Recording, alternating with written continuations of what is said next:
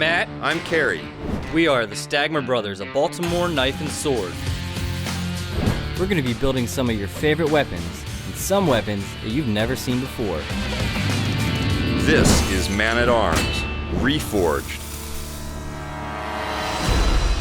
So we're going to be making Excalibur, King Arthur's sword, from the new game King of Avalon, done by Fun Plus. They sent us some really detailed images. Ilya had to do a few minor adjustments to make it really work in steel, but for the most part, we're gonna work straight from their designs. The first thing I gotta do is trace these two central plates here and here. We'll cut those out on the plasma. Everything else will be handmade, forged, or fabricated. Could just trace this all the way through, but we know that these pieces are symmetrical, so we'll just mirror it over. Now we can cut two of each of these. They'll be stacked on top of each other, create the central portion of the guard. One of the really cool things about this whole project is that this sword that we make will become the sword in the game. Can't beat that. This Excalibur is going to have a lot of engraving, so I choose 1045. This is the same steel I make my hammers out of. What I know about this steel is that I can engrave it fairly efficiently, and it responds very well to my cutters. Let's make the blade.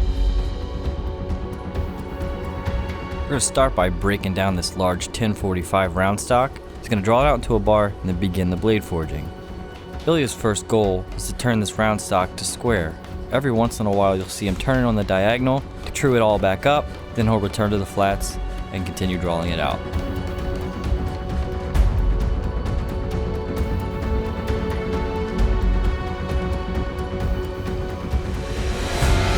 Now that he's got his desired length, he's gonna cut off the handle, draw out the tang, and define his shoulder area. The cross guard for our sword is going to be made out of 5 separate pieces. The forged middle section, and then 4 separate overlays, 2 on each side. John's going to move the plasma cutter and get those overlays cut out. Ilya is then going to lay in a whole ton of hand engraving work on them afterwards.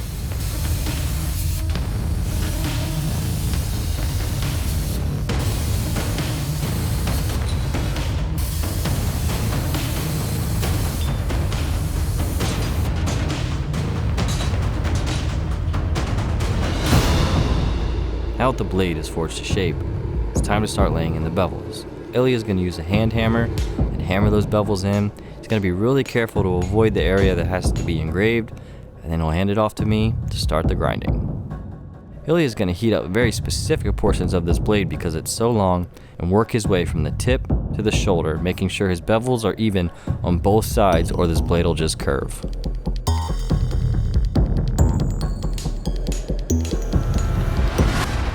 Arthurian legends and stories have been told 100 different ways, and Excalibur comes in a ton of different forms. In this case, it's a beautiful two-handed longsword with a ton of engraving that's going to happen in this panel that I drew with a Sharpie up here. I don't want to go anywhere near that when I'm grinding. I'm going to just bring that edge up and taper it in right here and here, but first I'm going to grind in the fuller. Here's a tip for anybody out there trying to make swords themselves. Anytime you're going to hand grind a fuller in, do it before you grind your edges. That way when you grind your edges, you can taper that fuller all the way to the point like I'm gonna do, or just fix it if it wanders a little bit. So that's where I'm gonna start. I'm gonna go to the 2-inch wheel, and I'm gonna strike in my fuller all the way down the center, then lay in my edges, and by doing that, I'll be able to taper that fuller narrower and narrower as we get closer to the point.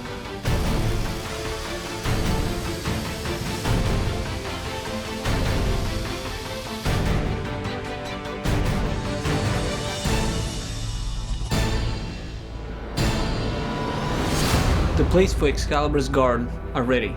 One is already set in pitch. This is going to be the overlay plate that goes like this.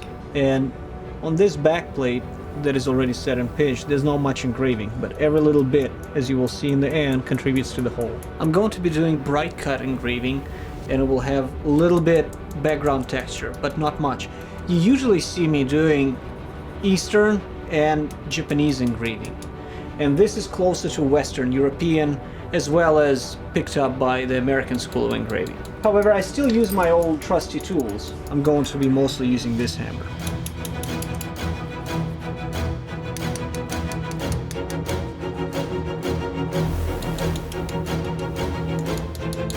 Now that I'm done engraving the bottom plate, it's time to pry it off and start with the top plate.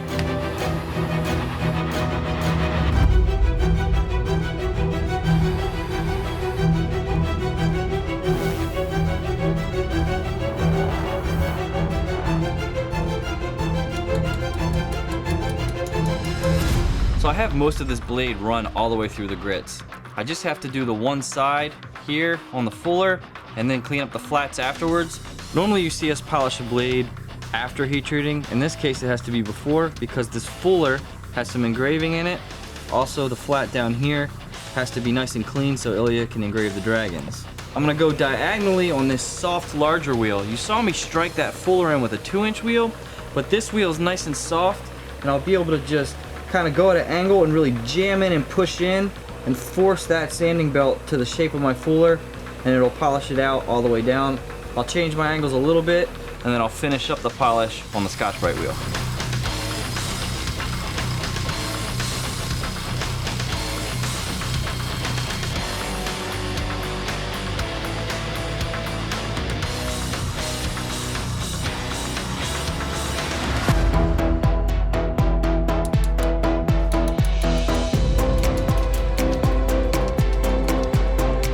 Has ground the blade and brought it to a medium polish. I don't want the polish too high, otherwise the light will shine in my eyes, preventing me from seeing my design and mess with my depth. First I have to apply the basic sketch to the surface, then I'm going to be refining the pattern as I'm getting deeper and deeper into my cuts.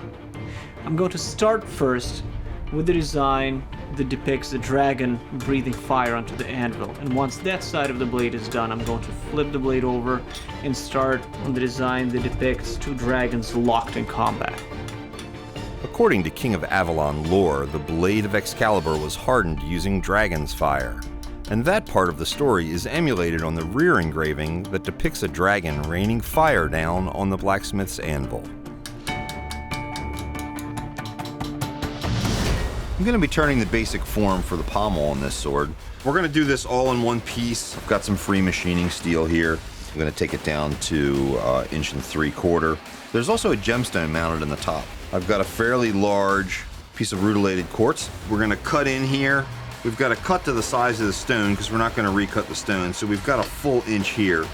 And then after all this engraving is done, I'll cut a small series of cuts on the bottom of these prongs. They'll be bent in and they'll grab around the stone.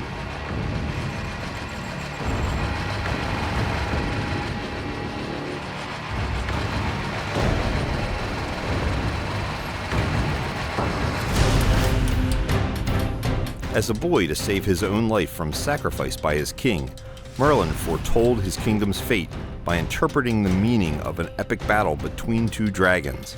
This battle is represented by the two entangled dragons on the front engraving.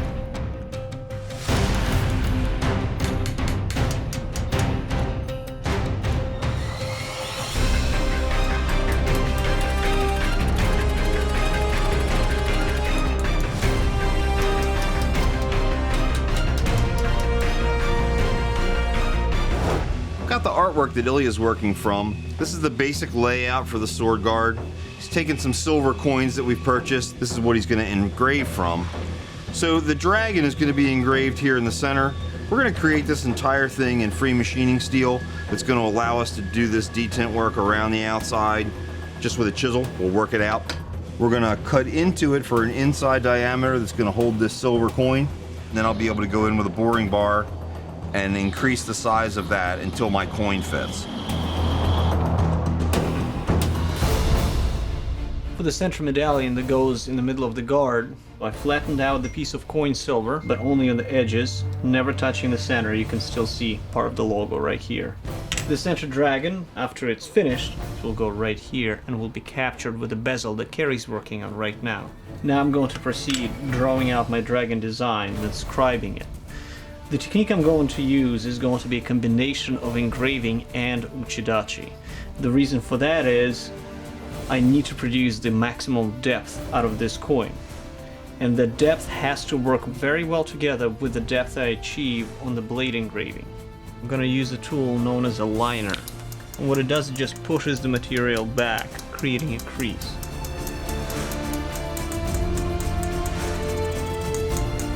After the liner, a simple flat bottom chisel. As you notice, I'm working from the outside in. What I'm doing is creating a wave and gathering some material as well as pitch at the bottom of the coin up to the center, creating more height. You're going to notice that Ilya is going to anneal the central medallion several times during this process, for two different reasons. One, softer metal is easier to move around, and two, we don't want it to crack after it gets work hardened when Ilya is hammering on it. To anneal silver, you just heat it up and quench it in water, the opposite of what you want to do with steel.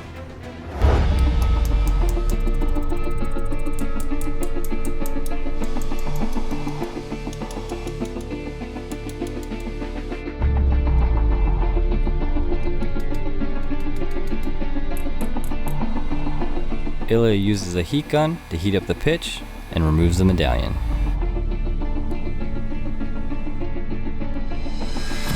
For the guard on this sword, Ilya is going to start with 1018 steel. It's 1 inch square. He's going to get his length, and then he's going to go to the iron kiss to create the form.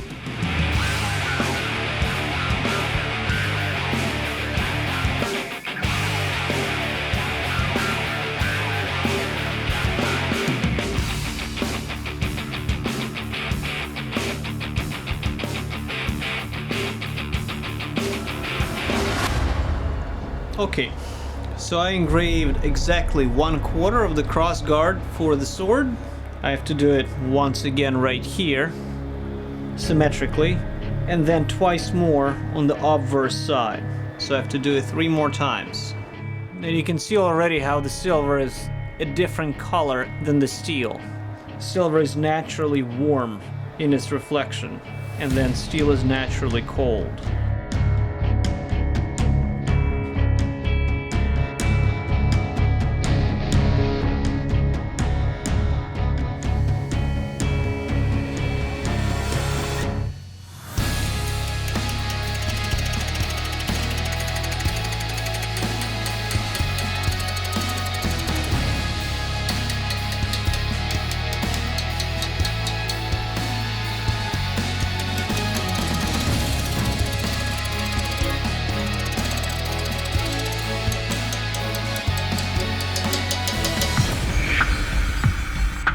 I've used blue tape to protect the engraving while I've got this on the mill.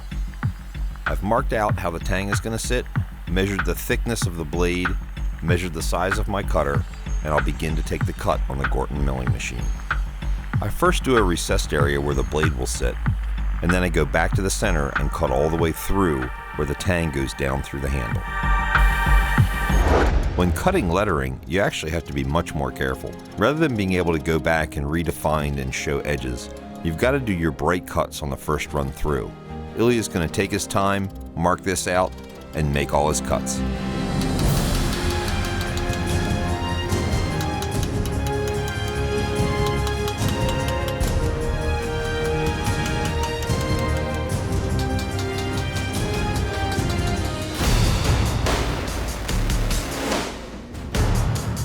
I've soaked the engraving for the purpose of protecting it from the scale that develops during the heating process. I heat up the tang and the thickest portion of the blade, known as the ricasso, first, and then flip over the blade and stick it back in the heat treating forge. That way I will gain the extra heat that is necessary to accommodate the thicknesses between the tip and the base.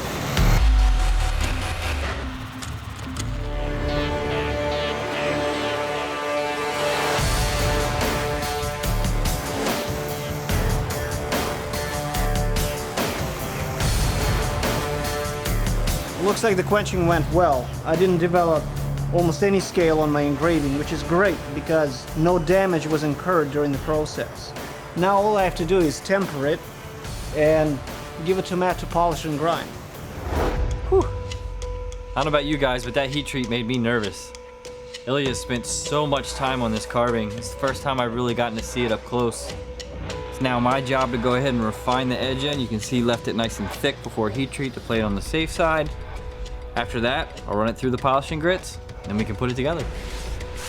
Gotta be really careful not to touch any of the areas that he's engraved. And when I polish the fuller out, I'm gonna completely avoid any of the area that he has the lettering done. I'll just add some little more distal taper to it, sharpen it up, be ready to go.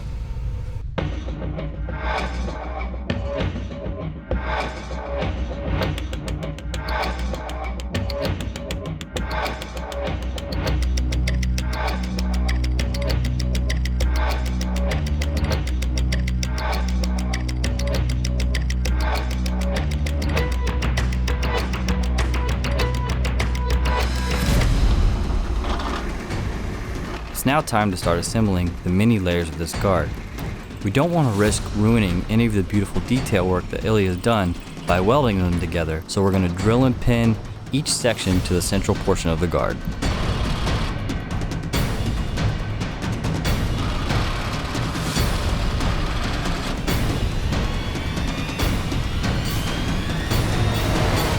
Now that the base of the pommel has been turned on the lathe, it's time to start adding in our detail. Ilya's going to start on the narrow wheel on the sander and just sculpt some of that in. He'll then later go in and engrave the rest of the design.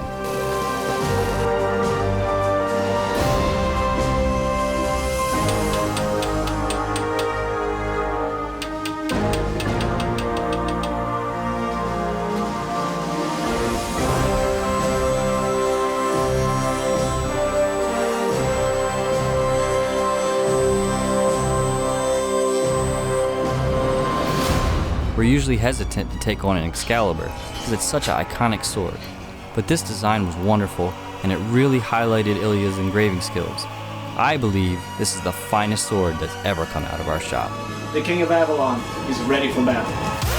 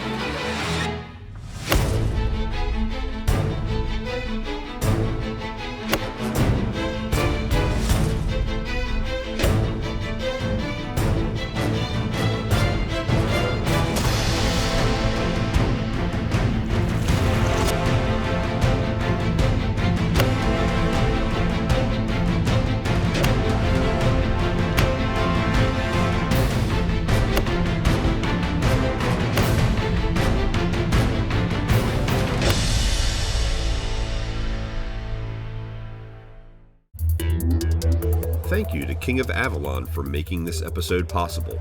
If you want to check out the game, click the link in the description.